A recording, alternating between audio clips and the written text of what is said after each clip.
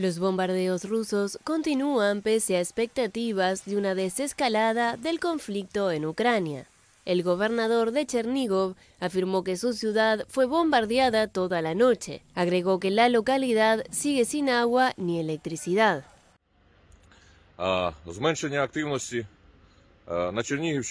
El enemigo demostró una disminución de la actividad en la región de Chernígov al atacar la ciudad de Nizhyn, incluidos ataques aéreos. Dispararon contra la ciudad de Chernígov toda la noche. Instalaciones de infraestructura civil, bibliotecas y centros comerciales fueron destruidos nuevamente.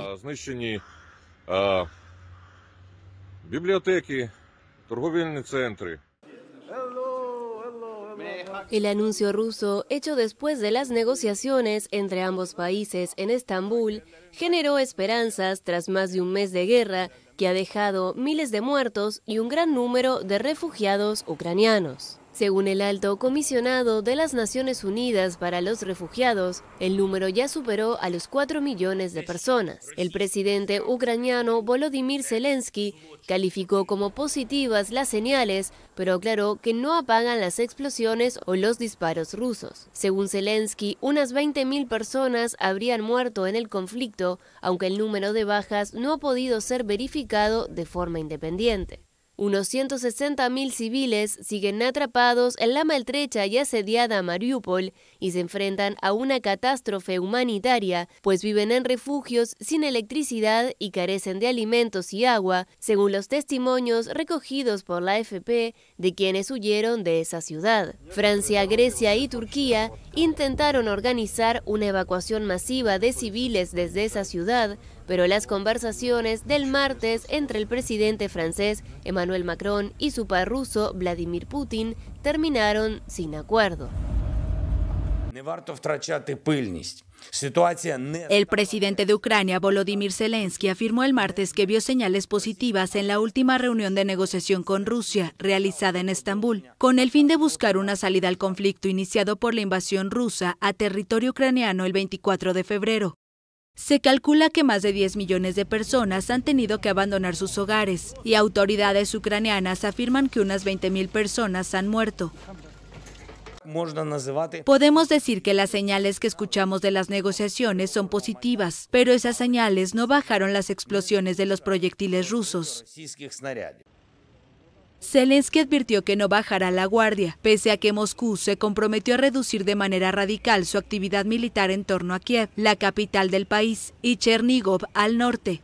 El Estado Mayor ucraniano advirtió en un comunicado que la llamada retirada de tropas es probablemente una rotación de unidades individuales que busca confundir al comando militar de Kiev.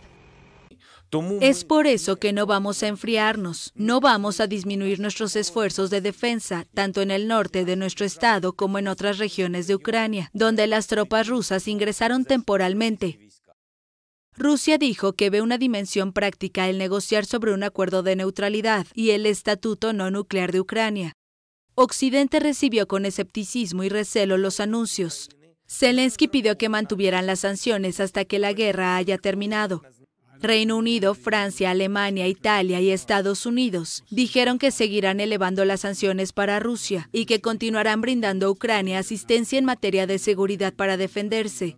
El Pentágono estadounidense indicó que algunos contingentes rusos parecen estar alejándose de Kiev, sin que eso pueda llamarse un retroceso o una retirada. ¿Ha habido algún movimiento de algunas unidades rusas lejos de Kiev en el último día? ¿Más o menos? Sí, creemos que sí. Pequeños números, pero creemos que esto es un reposicionamiento, no una retirada real, y que todos debemos estar preparados y estar atentos a una gran ofensiva contra otras áreas de Ucrania. En muchas regiones de Ucrania siguen los bombardeos y combates. En Mykolaiv, una ciudad portuaria al sur del país, al menos una docena de personas murieron y una treintena fueron heridas por un bombardeo ruso contra un edificio del gobierno regional. La ciudad portuaria de Mariupol, también al sur de Ucrania, sigue rodeada por las fuerzas rusas. La bombardean de manera constante y unas 160.000 personas están atrapadas con escasa comida, agua y medicinas. El presidente ruso Vladimir Putin pidió el desarme de los grupos nacionalistas ucranianos para una solución de la situación humanitaria en Mariupol.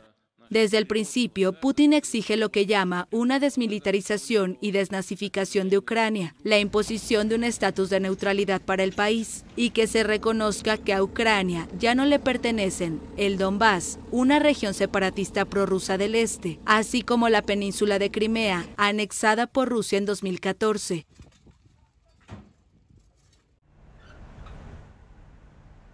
Rusia fue acusada en la ONU de causar una crisis alimentaria mundial con la invasión a Ucrania.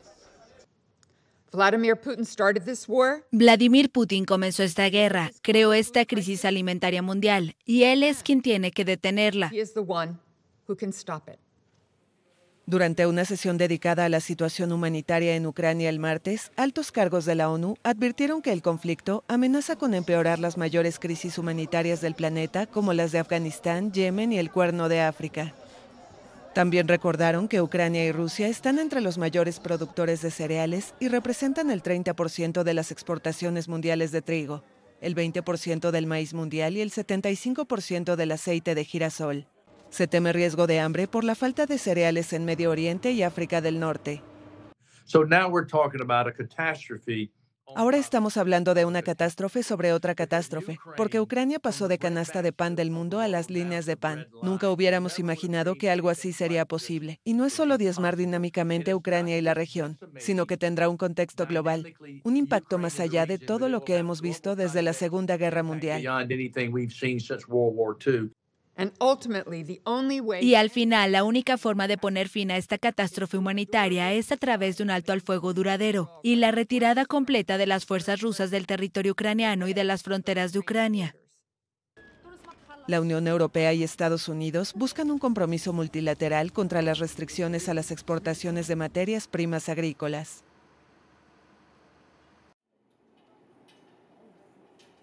Naciones de la Unión Europea como Bélgica, Países Bajos, Irlanda y República Checa anunciaron el martes la expulsión de decenas de diplomáticos rusos sospechosos de espionaje en una acción coordinada en el contexto del conflicto ruso en Ucrania. Bélgica ha decidido expulsar a 21 personas que trabajan para la Embajada y el Consulado de Rusia. Según el Ministerio de Relaciones Exteriores, el grupo es sospechoso de participar en operaciones de espionaje e influencia que amenazan la seguridad nacional y tienen hasta 15 días para abandonar el país. Irlanda ha anunciado que 4 diplomáticos rusos tendrán que retirarse del país por considerar que sus actividades no se ajustan a las normas internacionales de conducta diplomática. Creo que son muy buenas noticias, es un buen comienzo y necesitamos que más de ellos se vayan de aquí. Todavía hay 27 empleados en la embajada rusa y la mayoría de las embajadas solo tienen 5 o 6 personas trabajando ahí.